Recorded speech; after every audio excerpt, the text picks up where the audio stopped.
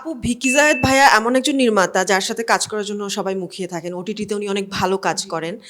তো উনি যখন আপনাকে এই কাজের আঁকার প্রস্তাবটা দিলেন, আপনি কি ওনাকে জিজ্ঞেস করেছিলেন উনি আসলে কিভাবে আপনাকে নিয়েছেন, বা আপনি আপনি কতটা এক্সাইটেড ছিলেন সেটা অলরেডি বলছেন। আবার একটু জানতে চাই উনি আসলে কিভাবে আপনাকে নিয়েছে? আম, আসলে আমি যে ক্যারেক্টারটা করছি মেঘা, আম, এটা যে খুবই আলাদা ক্যারেক্টার বা খুবই অন্যরকম কিছু ঠিক তা নয়। আমি আসলে মেঘা যেরকম character, it's a very girl next door character, যেরকম ক্যারেক্টার আমি আগেও প্লে করেছি। তো উনি অ্যাকচুয়ালি আমার একটা আগের কাজের রেফারেন্স অনেকবার দিয়েছে আমার সাথে যখন দেখা হয়েছে কোনো একটা আগের কাজে। তো বলছে আমি ঠিক আপনি ওখানে যেভাবে অ্যাক্টিং করেছিলেন বা যেরকম ছিলেন আমি ঠিক আপনাকে ওভাবে চাই। তো আমার কাছে মনে হয়েছে যে ওটা একটা ফ্যাক্টর।